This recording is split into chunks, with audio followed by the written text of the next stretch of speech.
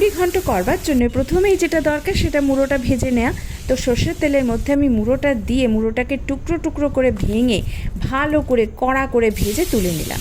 ওই তেলেই দিয়ে দিলাম জিরে, তেজপাতা, আস্ত গরম মশলা ফোড়ন দিয়ে ডুমো করে কেটে রাখা আলুগুলো একটু ভেজে তার মধ্যে নুন, হলুদ আর কাশ্মীরি রেড চিলি পাউডার দিয়ে ভালো করে ভেজে নিয়ে দিয়ে দিলাম 1 চামচ পেঁয়াজ রসুন আদা বাটা, যেটা দিয়ে আমি ভালো করে কষে নিলাম।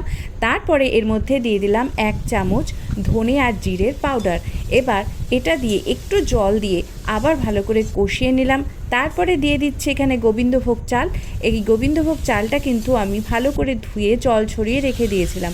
গোবিন্দভোগ চাল দিয়ে ভালো করে নাড়াচাড়া করে একটু কষিয়ে নিয়ে তারপরে এর মধ্যে দিয়ে দিলাম পরিমাণ মতো জল। জলটা দিয়ে কি করলাম, ভালো করে একটু মিশিয়ে নিলাম। মিশিয়ে নিয়ে রেখে দিলাম।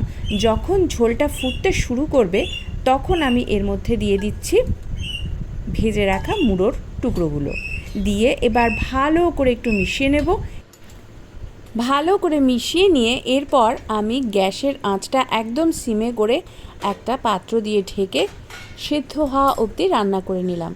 এইবার এর মধ্যে দিয়ে দিচ্ছি স্বাদ অনুযায়ী চিনি। চিনিটা আপনারা আপনাদের স্বাদ অনুযায়ী দেবেন। এবার চিনিটা দিয়ে ভালো করে নাড়াচাড়া করে নিলাম। আর একটু রান্না করতে হবে যাতে চিনিটা গলে যায়। এবার এর মধ্যে আমি দিয়ে দিলাম কয়েকটা আস্ত কাঁচা লঙ্কা দিয়ে এবার ভালো করে মিশিয়ে নেব। এবার এর মধ্যে আমি দিয়ে দেবো ঘি।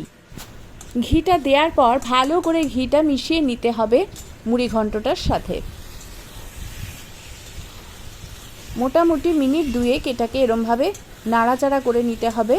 তরকারিটা যখন হয়ে যায় যে কোনো তরকারি, তখন যদি এরমভাবে একটু ভালো করে গ্যাসটা কমিয়ে বা গ্যাস বন্ধ করে এরমভাবে নাড়িয়ে চাড়িয়ে নেওয়া যায় তাহলে কিন্তু দেখতেও ভালো হয় আর খেতে তো এমনি স্বাদ ভালোই হয়। আর রান্নাটা হয়ে গেছে, এবার আমি সার্ভ করে দেখাচ্ছি। কত সুন্দর কালার এসছে আর খেতেও কিন্তু দারুণ হয়েছিল। তো আপনারা নিশ্চয়ই ট্রাই করে দেখবেন। আর আপনারা তো মুড়ি ঘন্ট জিনিসটা এমনই যেটা সবার বাড়িতেই হয়ে থাকে। আজকে আমি আমার মতো করে দেখালাম। আশা করি সবার ভালো লাগবে। সবাই খুব ভালো থাকবেন। আবার দেখা হবে অন্য কোনো ভিডিও নিয়ে।